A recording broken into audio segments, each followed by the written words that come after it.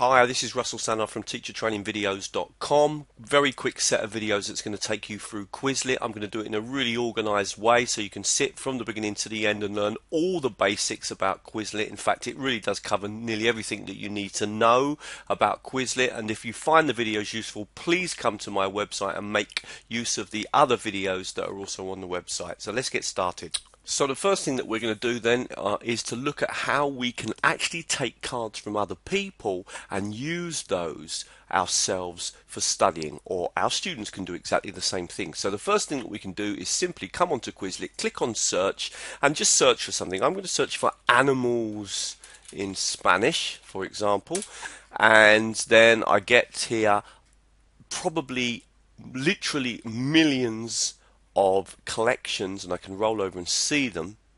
Okay, so for example here I've got the picture and the words, so we got it in English and then in Spanish here.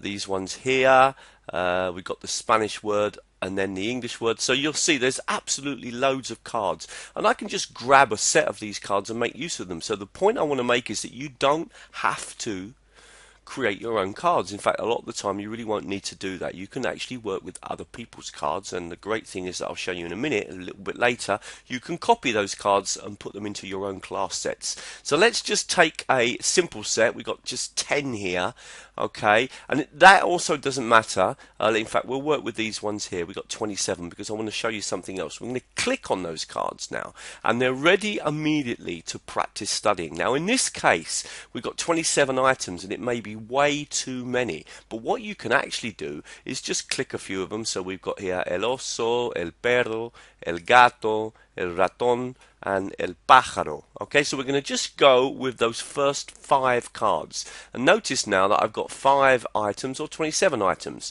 So what I can do now is click on 5 items and I can start to work with these. Now I've got all these activities here at the start, or at the top, sorry, that I can do with these 5 words. So I can click on flashcards. Flashcards is basically revision, but it's quite good because you've got el gato, okay, which obviously is going to make it very easy in this case because we've got the picture as well. So probably what we're going to want to do, right, is put the English first. So just clicking over here, going to put cat, and then I've got to think what is that in Spanish. So it's el gato, and I can check.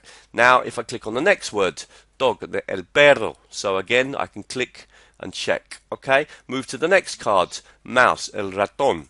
Okay, so again, alright, so this way I've got these controls over here. I can turn the order on and off, etc, etc. Once I've worked through and studied the vocabulary, then I can move on to the next activity that we've got set up. So in this particular case I could move on to the learn activity. So I click here on learn, and now what I've got to do in this case, again, what we can do is change the settings. Show English first, so we're going to put the English first, and then we've got to write the word in Spanish. Now because this particular word will require basically a stress on the thing, I can then click if it's worked, and that's correct, good. So then I move to the next one, click any key to continue, the next one, and then again I write the word in. So here is really kind of spelling activity. I can do that very simply. Now I can move on to the next activity, which in this case here we've done learn. I can move now to speller. And this is quite interesting because you have to type the word that you hear. So in this case we're doing the English. Again, we could change that to the Spanish, so we're going to do Spanish slow. And then I would have to write the words, and again I need to click here to obviously add the thing, stress, and then enter it. Okay, and I got that right. Now then got the next one, and again I just write the word, etc. Okay, so you got this. Now we got going to click on to test because I want to move through this fairly quickly. And again, now in this case this would be quite easy for me to do because of the fact that we're working with the image here as well. So what again we would want to do is to change that, so we turn the images off. Okay, these are things that you need to think about. You've always got lots of settings with each activity. Again, probably in our case we're going to do Spanish first, so create new test. Alright, and you'll notice that also, so in this case now it's the other way around. So we've got bird, and then we're going to have to write the word el pájaro. So I'm thinking the stress, that one's out. And I'm going to put it in. Cat is going to be el gato. And I'm going to basically work through this test. Notice all these different settings that you've got. Notice also that you can change the settings and then create a new activity. You can add more question types, etc. So this is a test, and also you can print these out as well. Then you've got a couple of additional games here. One's called Scatter. So this is a pretty typical game where you have basically to put the words, and in our particular case this is going to be very, very easy because of the pictures, but just to sort of show you, okay, so obviously if you didn't have the picture then it would be a lot more difficult. Notice if you drop it to the wrong one it will jump back, so I'll put it to the right one, and in this particular case you will notice that it gives me a time, okay, and that's how long it took me. And then the last activity is called Gravity, and then click on Gravity, and what will happen is get started, and in this case I'm going to make it nice and easy and start with English. So each of the games always has these kind of settings. Start game, and normally what you have to do is you have to write the words. So I'm going to write el perro and press enter, and then the next word will start coming down, okay, el raton. Now unfortunately again I'm going to need to click here, which is not going to make it easy, but we've just about done it, and we can as you can see do the activity like that. So you in that case do not even need to add any create any cards at all. You can just simply work with sets of cards that are already available. Obviously, one of the best ways to work with Quizlet is to create classes, and I'm going to point out how you create a class, how you get people to join your class, and then how you can create sets of cards you can then share with that particular group. So again, coming back to the home page here, all I need to do is to click on your classes, okay. In fact, just down below here, you can even do it this way, it's probably easier. Just click on join or create a class. I'm going to create a new class. Now, all I do is write in the name of my class. So I'm going to call this Russell's class, and it will start searching for classes, okay? And I'm just going to simply put, in fact, that will do. Just put Russell's class, and then I'm going to click on create class, okay? And give that a description. This is my class with students up at Nile. Okay, so I create the class, simple as that. Now, in this class at the moment, what about if I want to add members to this class? So there's nothing to study in this class either at the moment, but we'll sort that out in a minute. The most important thing is now to start to add members, and then obviously give them sets of activities to actually work on. So we need to click on add members, and we can simply click on add members, click here, and there's a couple of ways of doing it. Number one, you can email a student. So if you write the email address and then click on send, that student will receive an invitation, and then they can click and join. But the other way is just to use the automatic link. So you click on the link here, you share that link. You could share that in Edmodo, you could share that on your blog, you could share that via a group email, and basically it allows students to come in and then they will join your class. You'll see how many members, of course, are in that particular class, and then they will be able to study any of the sets that you've shared within that class. Now, if we come to the left just to have a quick look, then, so for example, I clicked here, I can see that this group has got 7 members, and I can click and see the names of the members of the group. If I click on Manchester or the Russell's class here, the one I just made, then I can see that there are no members of that group at the moment, apart from, of course, myself as the person that created the class. So that is the way to create classes, and of course now what you need to do is begin to add sets so that your students can actually study those sets. So let's have a look at that. Now, once we've created a class, we can begin to share sets with them, and the easiest way to do this would be simply to just search for a set of cards. Say, for example, let's look at rooms in Spanish. So let's imagine we'll carry on with the theme of language learning. We can look over here, again, usual thing. We can see, for example, we've got words related to rooms and room items. Okay, that will do fine. Looks fine here. English with the word in Spanish and the image. I'll take those. And what I can do is I can just click on those, and then I can add those to a class. So I can say to myself, right, I want to add those, choose the class I want to add them to. So I'm going to add them to Jürgen's class. And now they've been added to Jürgen's class. And that means that any student who's logged in or has access to Jürgen's class will find a list of cards to work with. So let's just click back and have a quick look. So if I come down to my classes, click on Jürgen's class, I can now see that those cards have been added by me. I can remove cards at any time as well, and of course if a student logs in, they will find the cards there for them to study. That is the easiest way. Now one thing about doing that, of course, and let's just imagine I'm a student now, I just literally click on those and begin to work with those cards, is that you've got the original list, and a student can of course select the only a few cards to work with and then begin to work with a reduced number of items. However, what you might want to do is to make a copy of a set of cards, edit them, and then share them in your class. And that's a slightly different way of working, and I'm going to show you that now. So let's take another scenario now. Instead of just simply sharing a set of cards that we found, let's actually make a copy of that set, edit them, and then share them with our group. And the way that we do that would be to search for a set of cards. So let's carry on with this theme of Spanish, and we're going to do let's say, for example, countries in Spanish. Okay, hopefully we can find some. Again, there's loads and loads of them. This is all the amazing thing of just how much content there is available already. Okay, and we kind of go down here and just have a quick look at see what we've got. Okay, I'm just sort of clicking over the cards and seeing what's available. I'm just going to click back actually and just see if there's any with the translation of the word rather than the image. Let's just have a look. Okay, so most of these are kind of using maps. Okay, so this one has got looks like it is with the actual capital. So we've got Spanish countries and the capital. We come down here, we've got again another one. Again, it seems to be showing the capital as well. So lots of different ways of working here. Okay, so let's work with this set here for now. For what we're actually doing in this particular case is learning the capital of the country. So we're going to click on those, but we're going to do something slightly different in this particular case. We're going to copy them.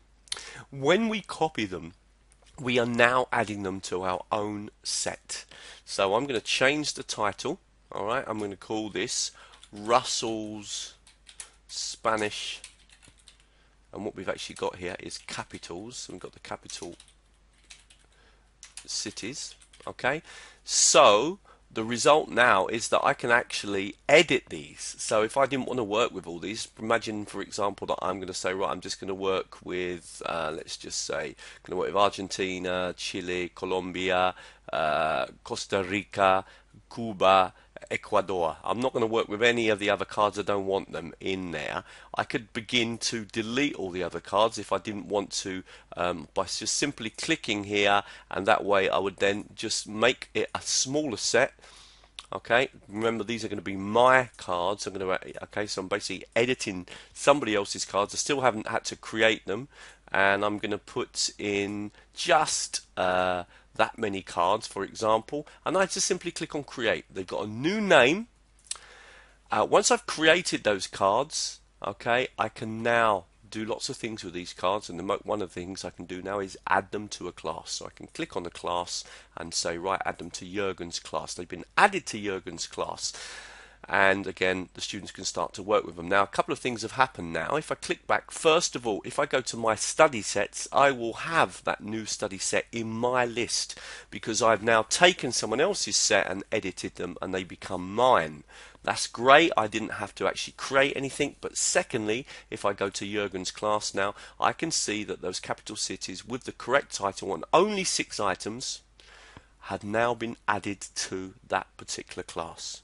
Remember, you can go to any of your classes at any time, and if you want to add members, you just click here, send the email to the person, or remember you've got this automatic join link and they would just need to copy that and join. Of course, students do need to log in to Quizlet to be able to access and work within the different groups. Okay, so What we've done so far is look at either taking a set of cards from somebody else or taking a set of cards from somebody else, copying them and then editing them. A lot of people, what they want to do is create their own cards. I'm going to emphasize this. I don't really think that's the best idea. I think in most cases, hopefully what you can do is to use other people's cards, because obviously it becomes quite time consuming, even though I must say Quizlet makes it as easy as possible. My advice to you is to first of all to see if you can actually find some cards and then just edit them, as you've seen me do a few times. So I'm going to click on create, and what I can do now is create my own set. So I'm going to call this one Russell's set of cards on, and we're going to do transport. And what we're going to do then is, now we've got a few settings that we can use. So we'll change these settings a little bit later. Let's just get off and get going. So we're going to have the words in Spanish and in English. So that's going to be the example. And I'm going to now start to do my first word. And my first word is going to be, in English, is going to be car. And what I can do now is I can work with quite a few options. First of all, since I've set it to Spanish, I can click here and it's probably going to help me to find the word. Okay, so that's one possibility. So I'm going to come down to another one now, and I'm going to write lorry, and the same again. I'm going to click here and it's going to give me various options, and I'm going to click on that and then choose the word to add in, and it's now done that as well. I could now add another word, so we're going to do, for example, bus. And again, we're going to click here, and we got a choice here, el autobus. So I'm going to put that one there, and we add the word. Now we can actually, along with the word, we could have added the picture as well. So I could have, for example, had a car in there, and for the second one, for example, I could have added a lorry, for example. Okay, so you can do that as well if you want to. Of course, I could have just done image and word as well. Lots of sort of possibilities. And then, of course, what you can do is click here and record. Now, this is one thing you're going to notice, that when you need to upgrade, if you want to add your voice, then you will need to upgrade to be able to do that. Okay. So I'm just going to click on no, because I'm not going to record my voice. Now these I'm better add a image to this third one just to make it all kind of clear. So let's click on that image, and now we're going to create these. These cards are now created, and now we can begin to do what we've done before. And then what we're going to do in this particular case is add them to a class. We're going to add them to Russell's class. I can add them to more than one class, of course, if I want to do that.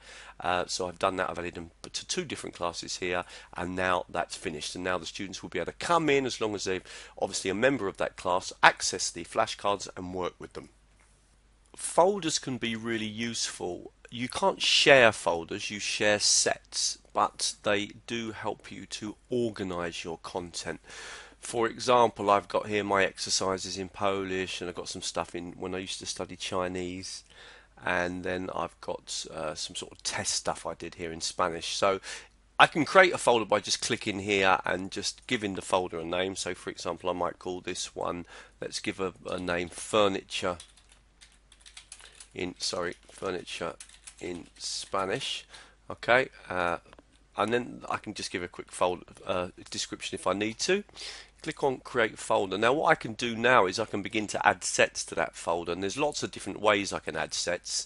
I can grab any of the sets that I've currently got, that I'm either class sets or even sets that I've studied in the past. So I've got access to all those. But of course, if I'm actually just searching for, let's just do furniture in Spanish, and then I've got obviously all the different sets that I find that have already been made. If I find something I like, this one here for example, alright, then what I would do is just click on that, and I can actually add that to a folder directly. So I could click here and add, and then choose the folder and then just add it, and I can add to multiple folders. So it's really just a way of organizing your content. Simply as you find content, it's good to put it into folders, and you'll find it will just make it much easier to find stuff. Now that doesn't mean to say that you can share a folder, and I just want to make this point.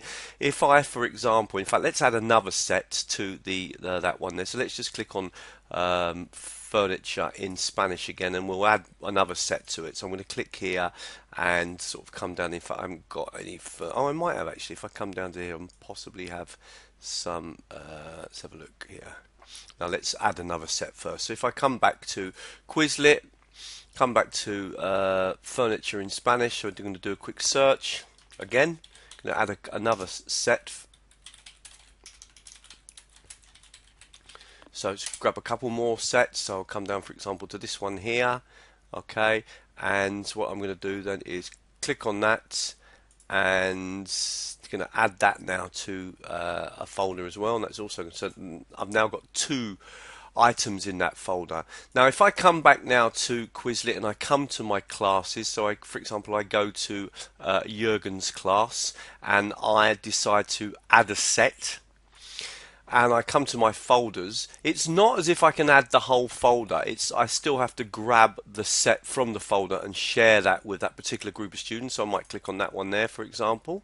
Okay, and that would then therefore be added to the study sets for that particular group. So you don't share a folder, you still share the content within a folder. It just simply helps you to organize your content, and it's particularly useful if you're using Quizlet like I do, which is sometimes to study, and then other times I'm using it for teaching and learning as well. People always want to know about removing stuff, and there's obviously depends what you want to delete. If you want to leave the whole system, click on settings and then scroll down to the bottom and you can delete your account from there. So that's one thing that you may want to do. You may want to delete a particular class. So if you click on, say for example, Jürgen's class, and you click here on options, you'll notice that you can delete a class. If we come to folders, it's more or less the same way as well. We can delete the individual items within a folder from the right here, but we can also come over to here and delete the whole folder if we want to do that as well. So obviously it depends what you're planning on deleting. Another thing about deleting sometimes, this is quite useful. Let me just show you. You can only do this with sets that you've created. If I click on this one here, for example, I can't delete items from it because it's not my set. However, if I made a copy of the set and then after I've made a copy of a set, and obviously some sets you can make copies of and some sets you can't make copies of, I can only begin to delete items from a set myself if it's a set that I've actually either created or made a copy of. So just to make that clear as well, let's go back and do musical instruments in Spanish, so keeping this theme of Spanish stuff. And if I come over to a set here, and okay, what we got here is lots of words sort of connected to musical instruments. Let's see if we've actually got some. We've got some here, so let's click on those, for example. Okay, and what I'm going to do now is, and I have got the possibility of copying these. Remember, when I make a copy, okay, so I'm now going to call this, for example, Russell instruments. If I do that, and then I'm going to click on create, so this is now one of my study sets, and I'm going to, if I wanted to add it to a class, I can do. If I wanted to add it to a folder, I can do. However, the difference now is, and let me just, in fact, let's just no, let's close that down and come back to the window. You'll see it's a slightly different situation now. In fact, I can do it from here as well. That is, if I click on edit, I do have the option now of deleting items from this set, because this is now my own class set. So I've taken a set from somebody else, copied them, renamed them, and now of course I can edit them, add to them, etc., etc. So keep that in mind as well. Any set that you create, so if you click on your study sets, those are ones that you've either created or you've copied from somebody else and then renamed so it's your set. Any of those can be edited. So for example, this one here, Russell Instruments, I can click on it and I can come down to the bottom here and click on add or remove items, and then I can either delete from the side here or add more items here from the bottom. So if you want to add to a set, then it has to be a set that's yours, i.e. a set that you've created or a set that you've copied from someone else. Remember that it's not always possible to copy a set, because sometimes when people make sets they don't make them copyable, but in most cases they do. Another thing, and let's start again from the beginning so we're dead clear about where we are. I'm going to go to my study sets and I'm going to click on a set that I've either created or copied. So I'm going to use this one here, Capital Cities. Now when I come to this particular set, I already established that I can edit it, and if I click on edit, one other thing that I can do that's quite interesting is that I've got only editable by me, and it's very unlikely that you're going to want anyone else to edit your set, but what you may want here is visible to everyone and use with a password, and you can actually create a password for sets of cards. Now again, the way that Quizlet works, I've never used that and I don't see why you'd want to use that, but you do have that that option as well. Okay, that might be useful for editing, but I can't imagine that really at any one point you're going to want to limit the people that can actually use a set of cards. So I can't imagine you might do that, but you might, as I said, do it for this side, which is who can edit, and you may want to, for example, have other people that can edit your cards so you can collaboratively create them together.